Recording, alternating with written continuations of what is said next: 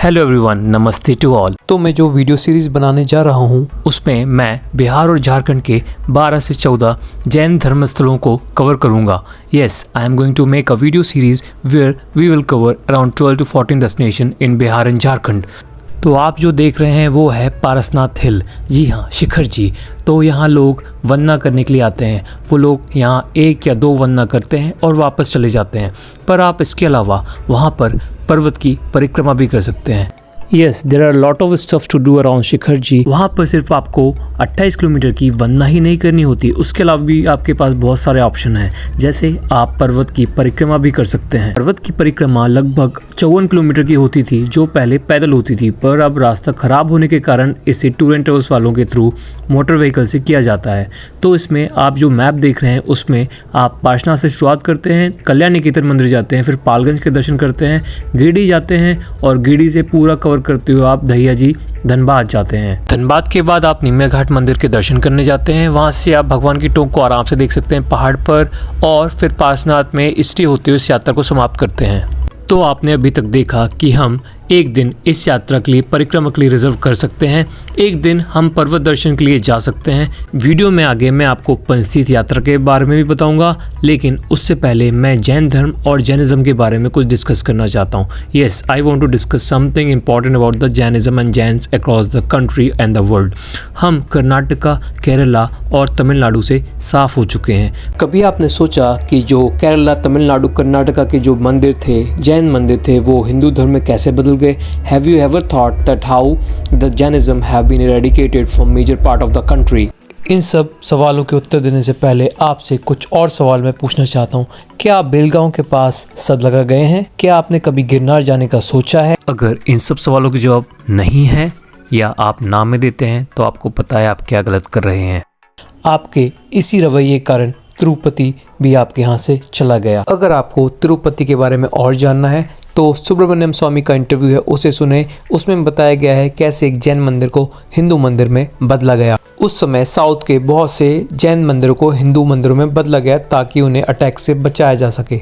अब आपको मैं बताऊंगा कि जैन और जैनिज्म क्यों खत्म होते जा रहे हैं। ये सब हो रहा है आपके ढुलमुल रवैये के कारण।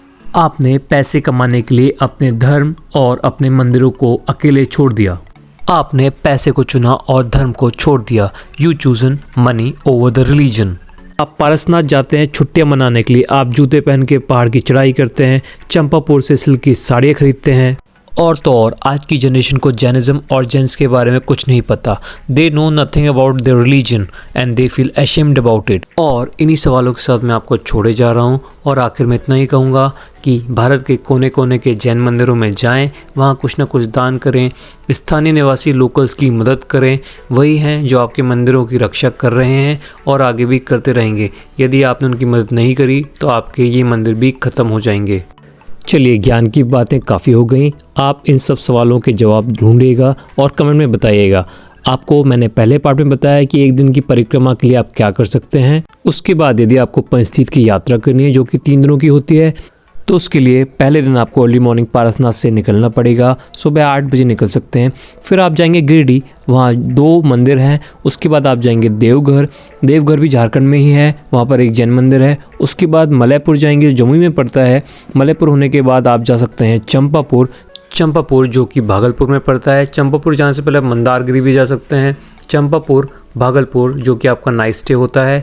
भागलपुर में भी एक जैन मंदिर हुआ करता था, पर वहाँ मुसलमानों की बड़ी आबादी होने के कारण टूर एंड ट्रेवल्स वाले अब वहाँ जाते नहीं हैं। चंपापुर में आप रात्रि विश्राम करें। वहाँ पर 19 मंदिर हैं, एक 24 ही है। उसके दर्शन आप रात में ही कर लीजिए और सुबह उठने के बाद आप अभिषेक करें और वहाँ से निकल जाएं।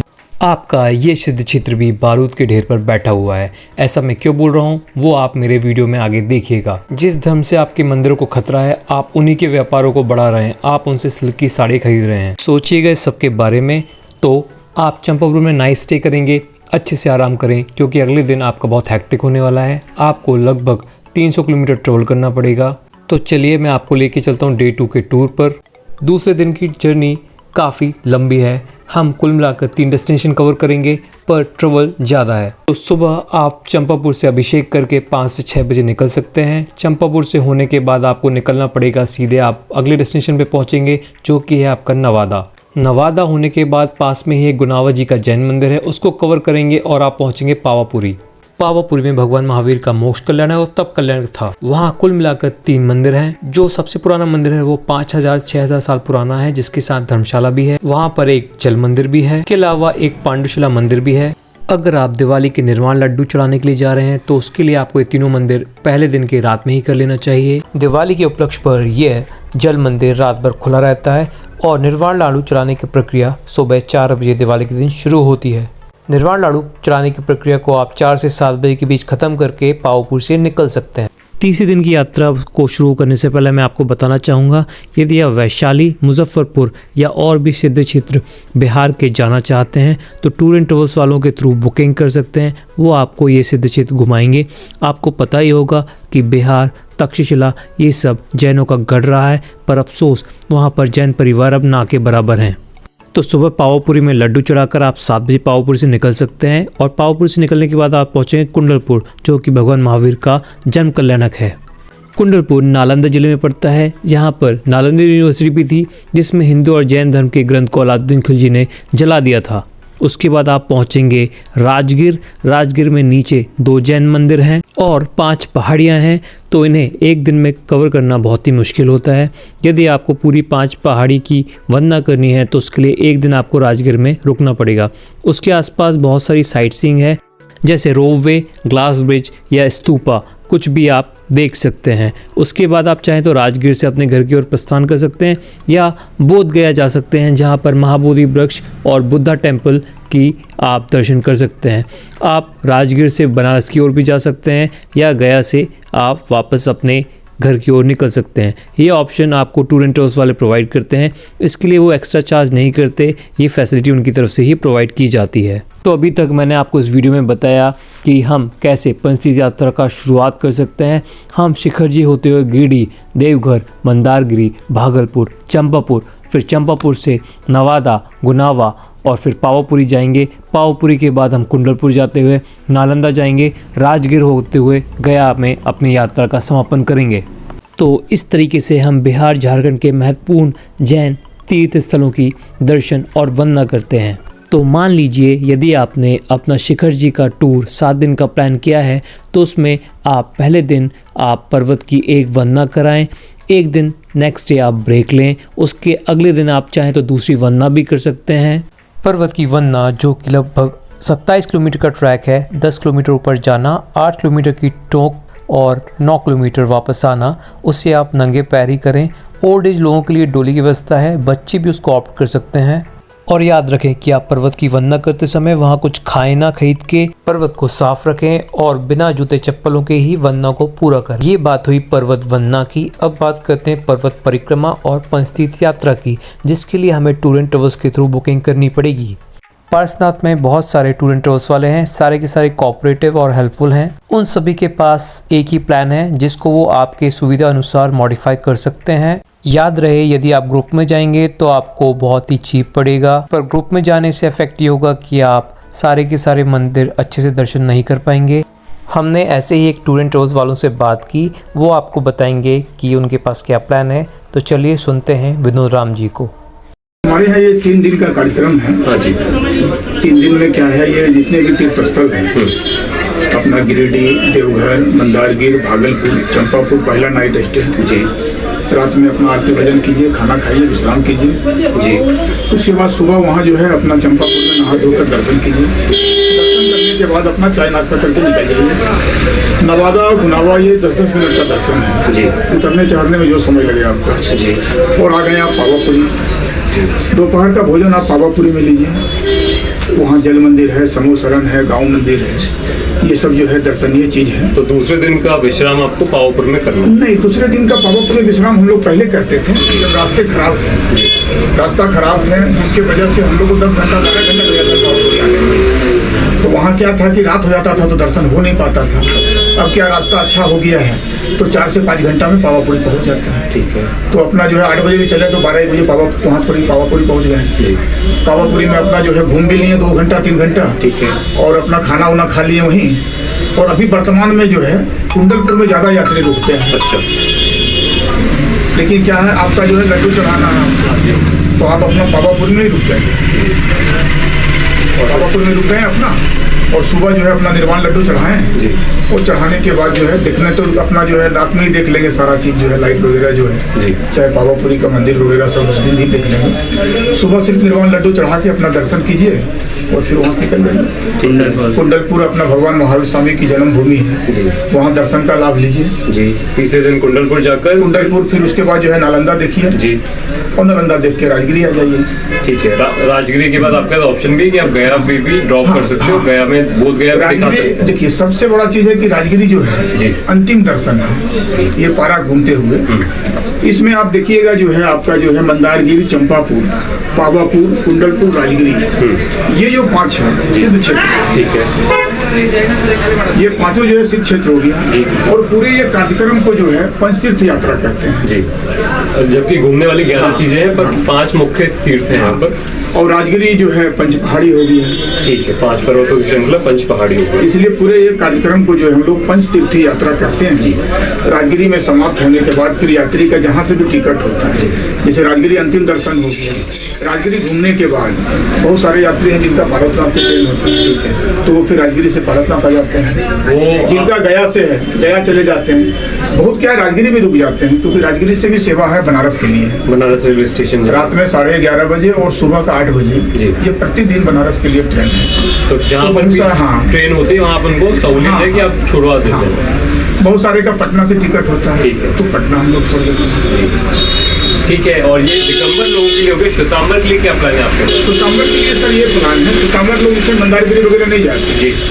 श्वेतांबर लोग का जो है यहाँ से सुबह निकलते हैं। सबसे पहले रिजुवाली का, जहाँ भगवान महावीर स्वामी का केवल ज्ञान होता है। यहाँ का दर्शन करने के बाद बहुत सारे यात्री गिरिडीह दर्शन करते हैं, या नहीं तो सीधे डायरेक्ट भागलपुर, चंपापुर जो है उसका नाथनगर जो है धर्मशाला है, वहीं जाके उनका सेवा पूजा किए और रात्रि विश्राम हो गया। ठीक है।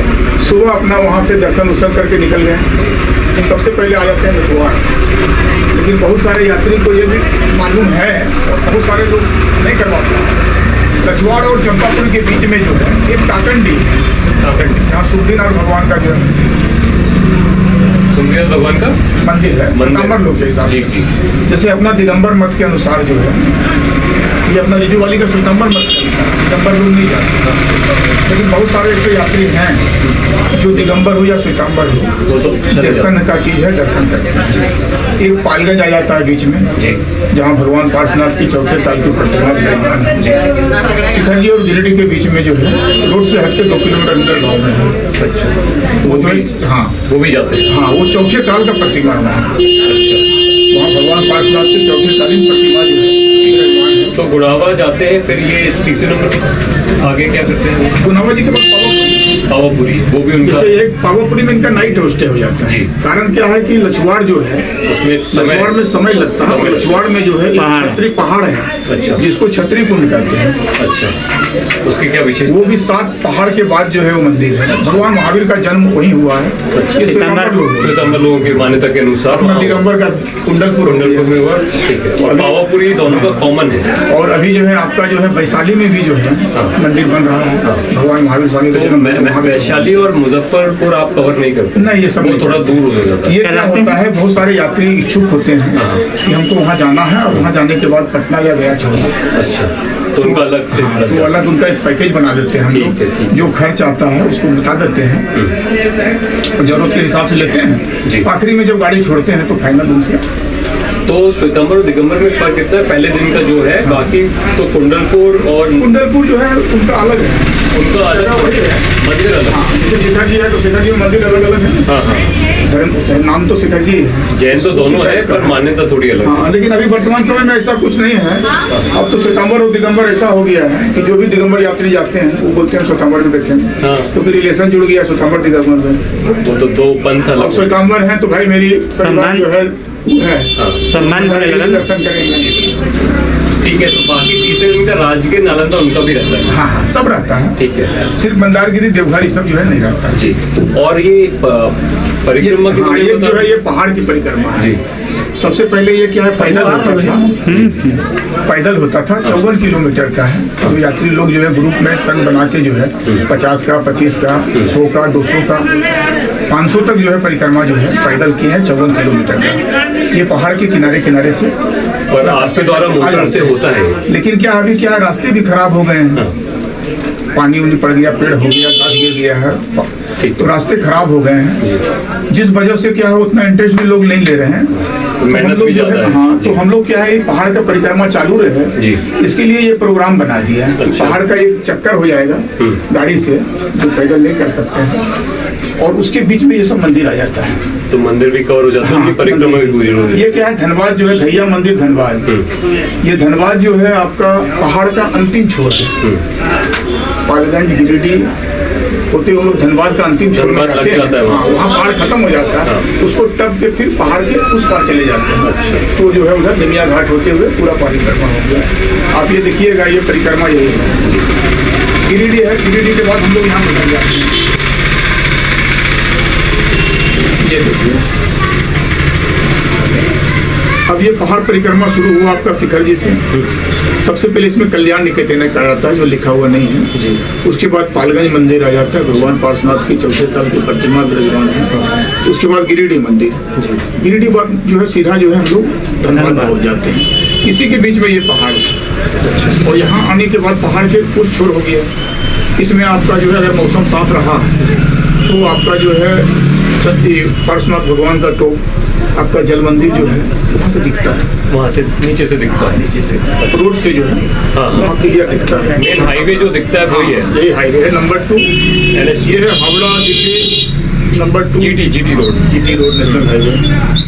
और फिर इधर से हम लोग शिखर जी आ जाते तो कितने मंदिर पड़ते हैं बीच में? हैं। इसमें 6 मंदिर हो जाते हैं। 6 मंदिर, निमिया घाट में मंदिर है। हाँ, निमिया घाट में मंदिर, टोटल 6 मंदिर हो जाते हैं। बहुत सारे यात्री होते हैं जिनका टिकट जो है पारसनाथ से उसी दिन का होता है, हाँ। तो वो क्या यहाँ नहीं आते हैं, सामान उमान लेके यहाँ से निकलते हैं, खाना वाना खा के घूमते हुए शाम तक कर जाते हैं। अच्छा, और एक बात और पूछना था, ये जो आपका एक दिन का टूर है ये क्या है?